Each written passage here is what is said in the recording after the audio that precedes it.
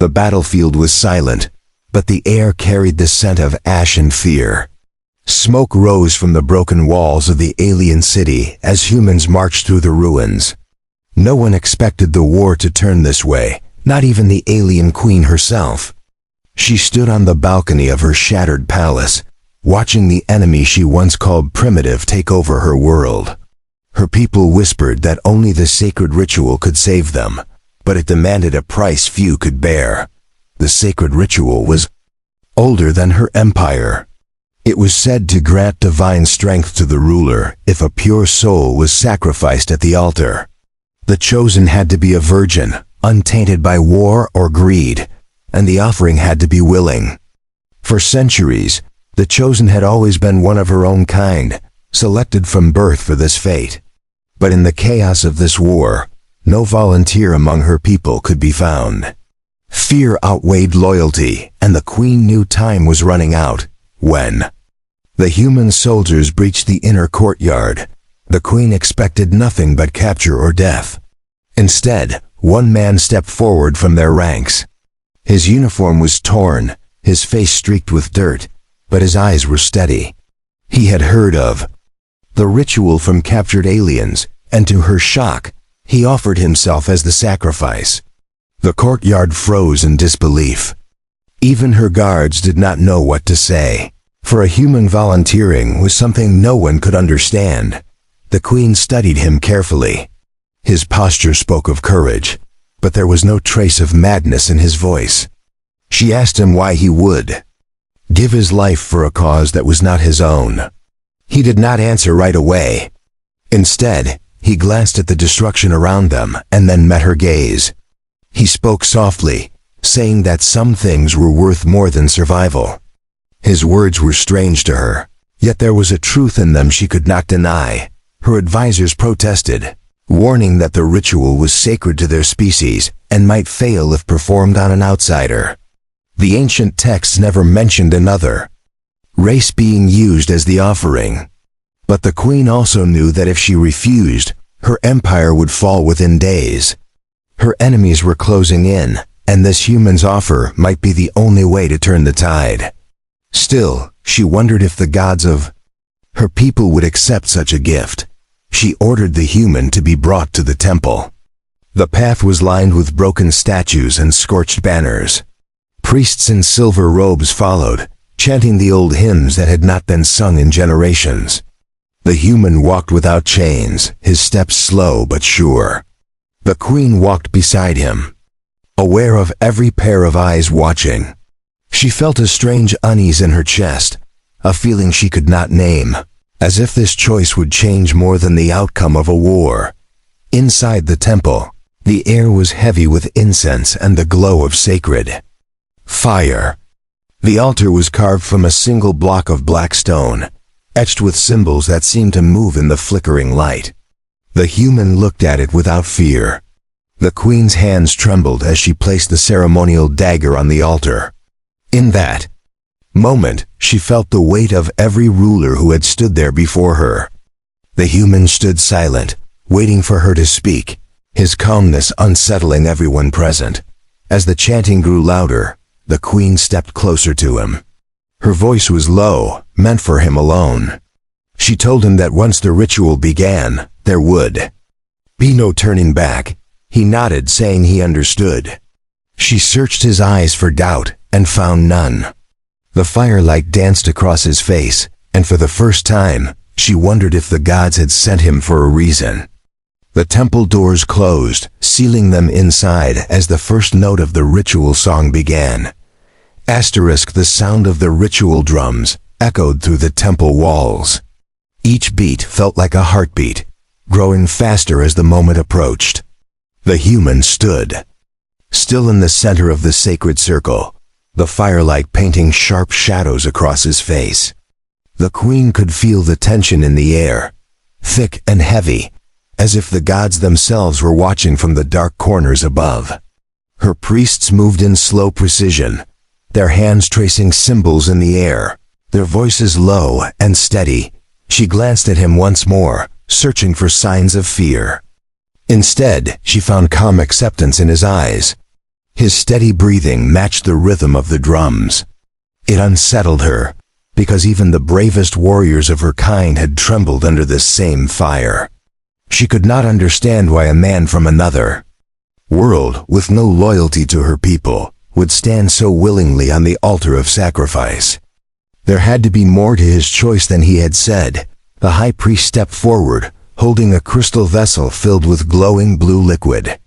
This was the blessing water, taken from the underground springs set to touch the edge of the divine realm. He dipped his fingers into it and marked the human's forehead with a symbol known only to the royal bloodline. The glow spread slowly, seeping into his skin until it vanished completely. The priests took it as a sign of acceptance, though none dared speak it aloud. The queen moved closer, the ceremonial dagger in her hand. The blade was not forged of metal, but of hardened crystal, its edge sharper than steel. The dagger's hilt was wrapped in gold wire, and faint runes pulsed beneath her fingers as she held it. Every ruler who had performed this ritual had spoken the same words, a plea to the gods for strength and protection. She began the ancient prayer, her voice steady though her mind swirled with doubt. The human listened without looking away from her. His expression was unreadable, but his body stood firm and unmoving.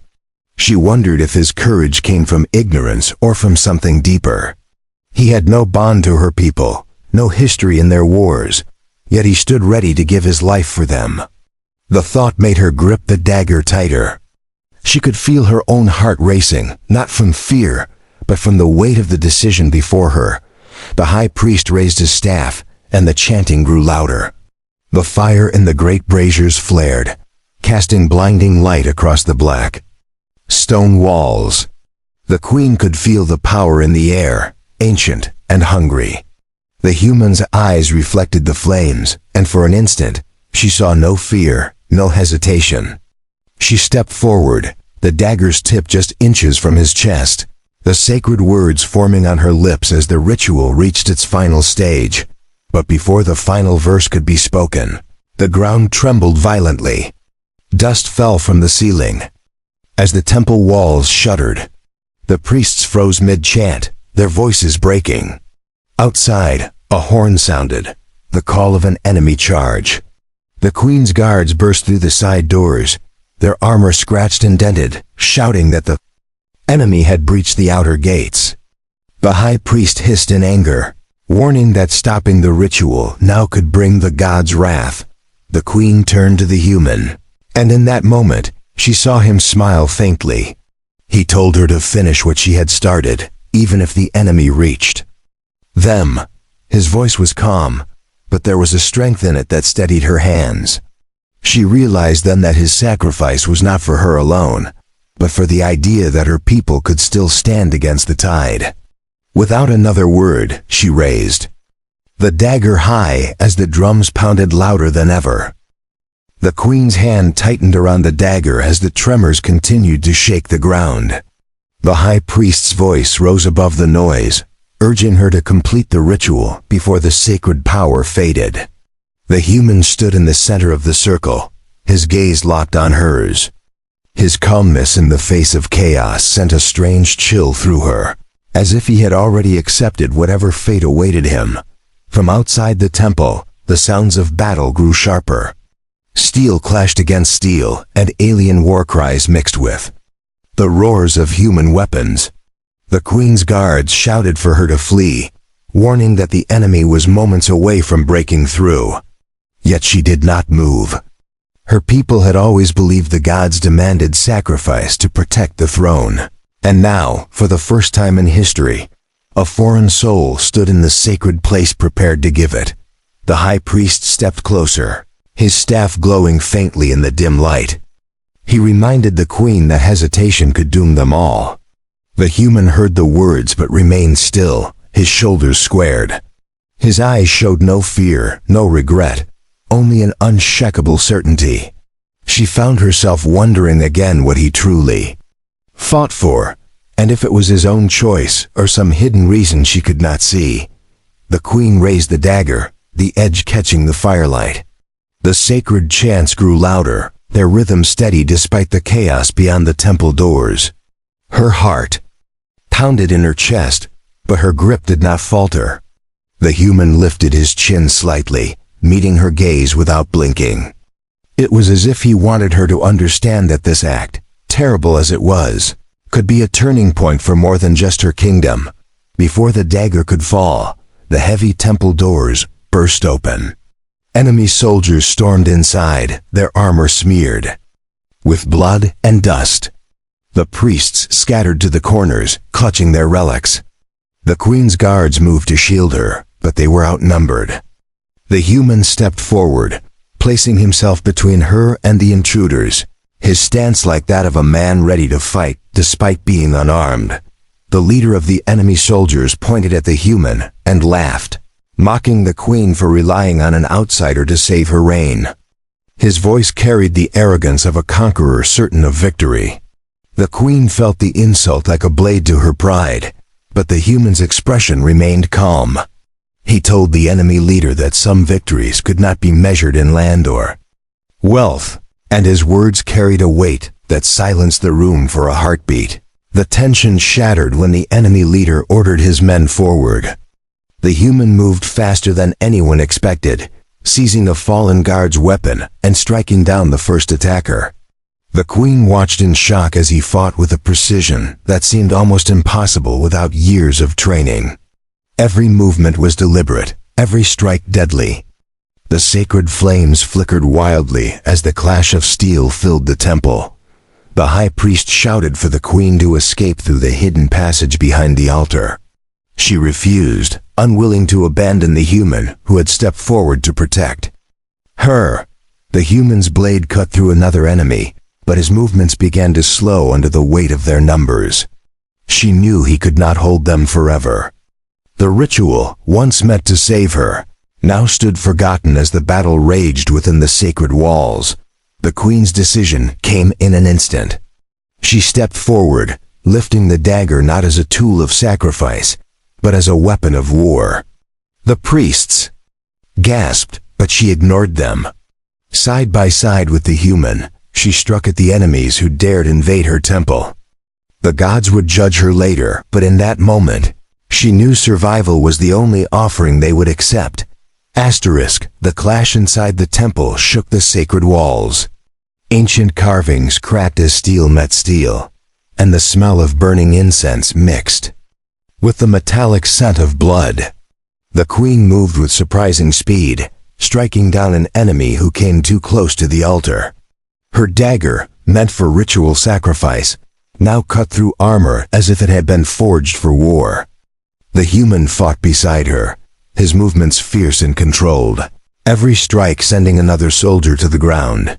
The high priest's voice echoed from behind the altar, shouting that the gods would not forgive this defilement. His words were sharp, but the queen ignored him.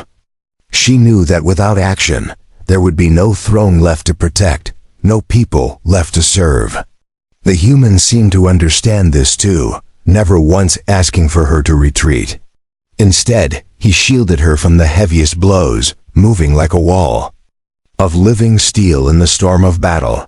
More enemy soldiers poured through the broken doors, their faces twisted with the hunger for victory. The queen's guards, though outnumbered, fought with renewed strength beside their ruler. The temple floor became a battlefield, the sacred symbols beneath their feet now hidden by dust and blood. The human's blade flashed under the firelight, cutting down another attacker before he could reach the queen's side. An enemy commander stepped forward, his armor blackened and marked with symbols of conquest. His voice cut through the noise as he demanded the queen's surrender. She answered him with silence, her dagger dripping crimson. The human, breathing hard but standing tall, told the commander that surrender was not in their blood. The words struck like a blow, making the enemy pause for a moment, before roaring for his men to kill them all. The fight raged on, and the queen could feel her strength beginning to fade. The weight of the dagger grew heavier in her hand, but she did not stop. The human fought without hesitation, his eyes never leaving the enemy before him. She realized that he had not come to her temple to die quietly, but to stand and fight until the very end. This truth burned in her chest like fire, and she drew strength from it. The high priest finally emerged from behind the altar, holding a relic older than the empire itself. It was a crystal sphere that glowed with blinding white light. With a trembling voice, he declared that it could unleash the wrath of the gods if placed upon the altar and blessed with a willing sacrifice. His eyes turned to the human, and the meaning was clear. The human met the queen's gaze, and in that silent moment, she knew he would agree without hesitation. She stepped between them, her dagger raised. No one would take his life without her word. The high priest argued that the god's will was above her command, but she silenced him with a single glance.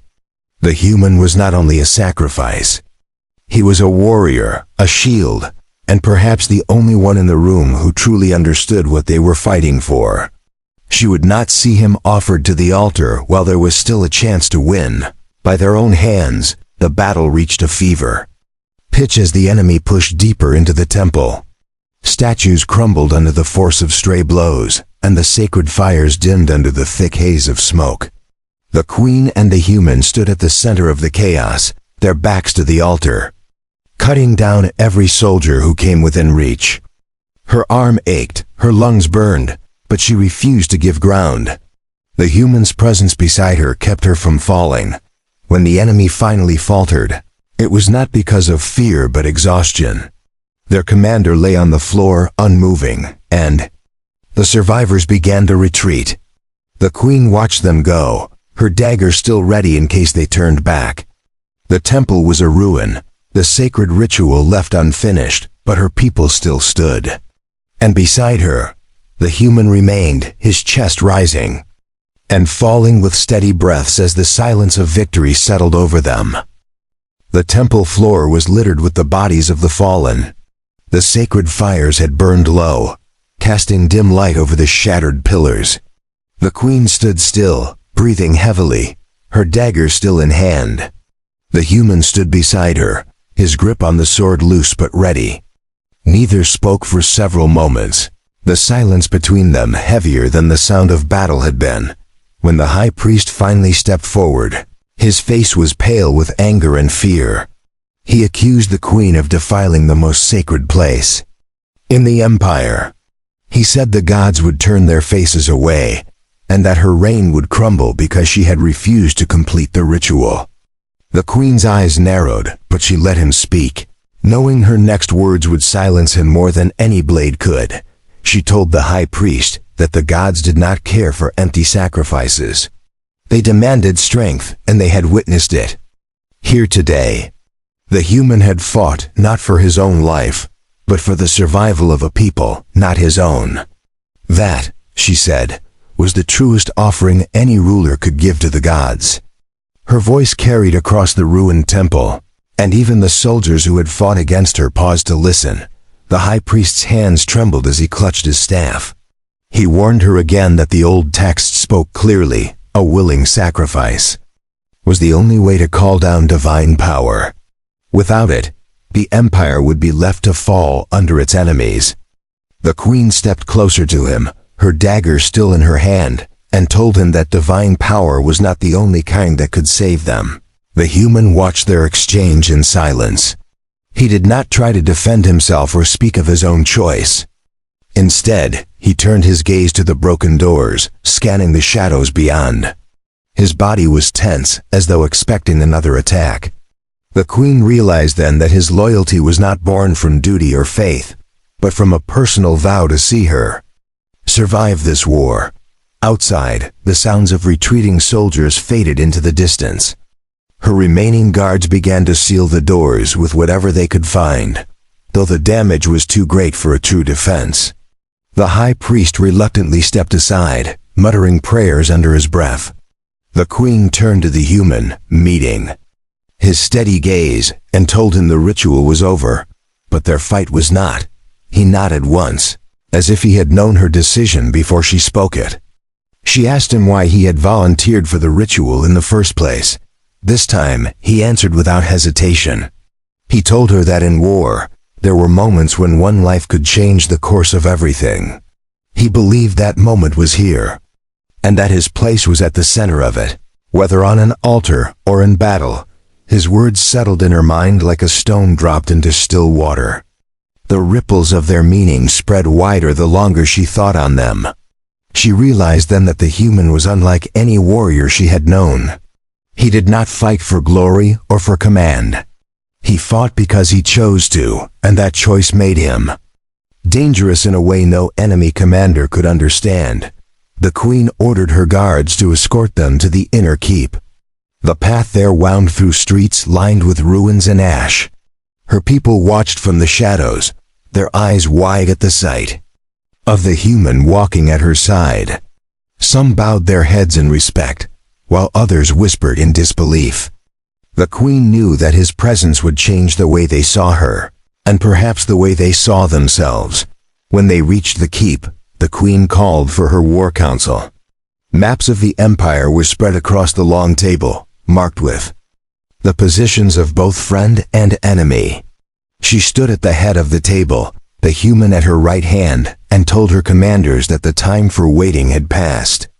The enemy thought they had broken her will. Now she would show them how wrong they were. The war council room was tense. Commanders stood in silence, waiting for the queen to speak. The human stood beside her, his eyes scanning the map spread across the table. The air smelled faintly of smoke from the burning city beyond the walls. Every face in the room carried the weight of exhaustion, but none dared show weakness in front of their ruler. The queen pointed to the enemy positions, marked in red. She spoke of how the enemy's supply lines stretched thin after their push into the capital. She explained that if they struck at the right moment, they could force the invaders to retreat. Her commanders exchanged uneasy glances, knowing the risk. It was the human who broke the silence, suggesting a route that would cut through the old trade road, bypassing the main defenses. Some in the room doubted him. He was an outsider, a stranger to their lands, and yet he spoke with the certainty of a seasoned commander. The queen listened carefully, her sharp eyes watching every move he made. She asked him why he believed this route would work. He explained that the enemy had overlooked the road because it was thought impassable for large forces, but with speed and precision, it could become their greatest advantage. The queen made her decision quickly. She ordered half the army to prepare for the maneuver while the other half held the keep. The commanders obeyed without question, though some still looked uneasy about trusting the human's plan. The human himself showed no pride or arrogance. He simply began marking positions on the map, detailing every step of the attack with calm precision. When the council dispersed, the queen and the human walked alone through the torchlit halls. The sound of their footsteps echoed in the quiet. She told him that if his plan succeeded, it could end the war in their favor. If it failed, it would cost them everything.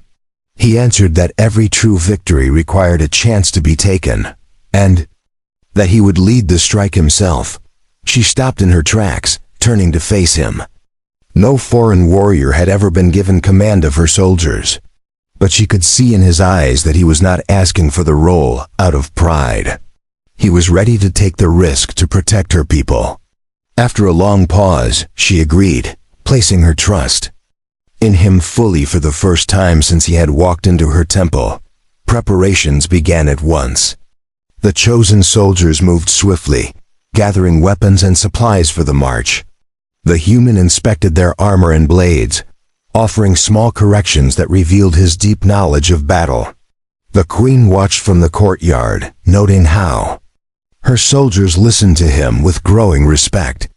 His presence seemed to draw strength from those around him, as if courage itself followed in his steps. By nightfall, the strike force was ready. The queen stood before them, her voice ringing across the courtyard as she gave her blessing. She reminded them that they fought not only for the empire, but for the survival of every soul within its borders. When she finished, the human stepped forward, saying only that they would not return until victory was theirs. His words were few, but they struck the hearts of all who heard them. The march began under the cover of darkness. The old trade road was rough and broken, its stones worn by centuries of neglect. The human led from the front, his pace steady and sure. The queen watched them disappear into the night from the battlements, her heart heavy yet filled with a strange hope. She knew the outcome of this march would decide more than just the fate of her throne. In the stillness after they were gone, she stood alone under the stars. The city behind her was wounded, its walls cracked and its people weary. Yet in that quiet moment, she felt the strength of something she had never known before. It was not the power of rituals or the blessing of gods, but the unshakable will of those who chose to fight when all seemed lost. The old trade road twisted through valleys and over crumbling stone bridges. The air was cold, carrying the scent of damp earth and distant fires. The human led the formation without hesitation, his eyes scanning the terrain for any sign of movement. The soldiers followed in silence, their footsteps muffled on the worn stones. Every man and woman knew that speed was their greatest weapon in this march. Hours passed before they encountered resistance. A small enemy patrol appeared ahead, unaware of the larger force approaching. The humans signaled for silence, then split. The soldiers into two groups. Moving like shadows, they surrounded the patrol and struck swiftly. The fight was over in moments, leaving the road clear. The soldiers looked to their commander with renewed trust, knowing his plan was more than words on a map. As they pressed onward, the night sky began to lighten with the first signs of dawn. The road narrowed into a rocky pass, flanked by cliffs on both sides. It was a perfect place for an ambush. The human ordered scouts ahead and archers to the high ground. Minutes later, a warning cry came back. The enemy was lying in wait, just beyond the bend. Instead of slowing, the human smiled and gave the signal to charge. The sudden rush caught the enemy off guard. Arrows rained down from the cliffs as the soldiers surged forward, their battle cries echoing off the stone walls. The human cut through the enemy line with relentless precision, every strike driving them further into confusion. By the time the enemy regrouped, the pass was already in their control. The road to the heart of the enemy camp lay open before them. They moved quickly, knowing the main force would soon learn of their advance. The humans studied the camp's position from a ridge overlooking the valley. Tents stretched in every direction, guarded by a few weary sentries. He pointed to the supply wagons near the center and told his captains that destroying them would cripple the enemy's ability to fight. The soldiers prepared torches and readied their weapons for the strike. When the signal came, the attack began. Like a sudden storm, soldiers swept into the camp from three sides, cutting down guards before they could raise the alarm. The human himself led the charge toward the supply wagons, striking down anyone in his path. Flames rose into the morning sky as the first wagons ignited, the smoke curling high above the battlefield. Enemy soldiers stumbled from their tents in panic, unprepared for the assault. The battle raged through the camp, but the strike force held their ground. Every burning wagon sent ripples of chaos through the enemy ranks. The human moved from fight to fight, rallying his soldiers with sharp commands. By the time the sun had fully risen, the camp lay in ruins. The remaining enemy forces fled toward the hills, leaving behind their weapons and supplies. The road back to the capital was now open. From the battlements of the keep, the queen saw the smoke rising in the distance. Her heart tightened, not knowing if it marked victory or defeat. Messengers soon arrived, breathless from the ride, bringing news that the human strike had succeeded. The enemy's main force was retreating, and their supply lines were destroyed. The queen allowed herself a rare smile, knowing the turning point of the war had finally come. When the human returned, the soldiers greeted him with cheers. The queen stepped down from the dais to meet him, her voice carrying across the courtyard as she declared the empire in his debt. He shook his head, saying the war was not yet over. and there was still work to be done. His humility struck her as deeply as his bravery, and she wondered if the gods had sent him not as a sacrifice, but as a savior. That night, the city celebrated for the first time in months. Fires burned in the streets, and songs of victory filled the air. Yet the queen and the human met in the quiet of the war room, their eyes on the map once more. They both knew the final battle was yet to come, and when it did, it would decide not only the fate of the empire, but the destiny of them both. Asterisk. The morning of the final battle began with a heavy stillness. The air was cold, and the sky was covered with thick clouds that turned the world gray. The queen stood on the balcony of the keep, watching her soldiers gather in the courtyard below. The human stood beside her, his armor repaired and polished, though his eyes held the same calm focus they always had. Scouts returned with word that the enemy had rallied their remaining forces for a single strike. They would come with everything they had left, hoping to crush the capital before their losses could weaken them further. The queen ordered every able warrior to take position along the walls. She walked among them, her presence steadying their hearts. When she reached the main gate, the human was already there, waiting. He told her the battle would be hard, but the enemy's desperation was also their weakness. He promised that as long as he stood, the gates would not fall. The queen believed him, not because of his words, but because of everything he had already done. She placed her hand on his shoulder, telling him that the fate of the empire rested on both of them now. The first horns of war sounded, echoing across the plains. Enemy banners appeared on the horizon, their ranks stretching far and wide. The queen's army stood ready, the walls lined with archers, the gates reinforced with heavy beams. The human moved among the soldiers, giving short orders and steadying their nerves. His voice was calm, even as the ground began to tremble under the march of thousands. The attack came like a storm. Arrows filled the sky, clashing against shields and armor. Siege engines rolled forward, their massive stones slamming into the walls with thunderous force. The queen commanded the archers to target the enemy crews, while the human led a countercharge through the gates when the first battering ram approached. The clash at the gate was fierce, the sound of steel ringing in every ear. The human fought like a man possessed, cutting through enemy lines with precision and strength. His presence seemed to turn the tide wherever he went. The queen joined the battle on the walls, her dagger and sword striking down enemies who dared climb the ladders. The defenders fought with the desperation of those who knew there was no retreat.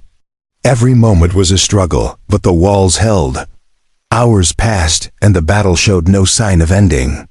The enemy poured more and more soldiers into the fight, but their ranks began to falter under the relentless defense.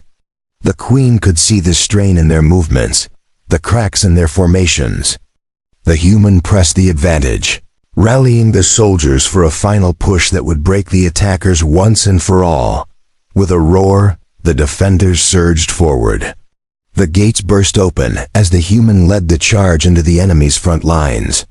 The queen's army followed, sweeping through the field with unstoppable momentum. The enemy commander tried to rally his troops, but it was too late. Their formation collapsed, and those who survived began to flee. The field was theirs. The war won in a single decisive blow. When the fighting ended, the queen walked through the battlefield. The ground was scarred, the air filled with the scent of ash and steel. Her people cheered as she passed, their voices rising in celebration. The human stood at the center of it all, his armor marked with the proof of battle. She approached him and told him that without his courage, none of this would have been possible. The high priest, who had once demanded the human sacrifice, knelt before them both. He declared that the gods had accepted a different offering, the strength and unity shown in battle. The queen looked to the human, knowing that he had changed more than the outcome of a war. He had changed her people's understanding of loyalty, honor, and sacrifice forever. That night, The city celebrated not just victory, but the beginning of a new chapter. The queen stood on the balcony once more, looking down at the lights of her people's joy. The human stood beside her, silent as always, but his presence spoke louder than any words. Together, they had faced the darkness and emerged into the light, bound not by ritual, but by choice.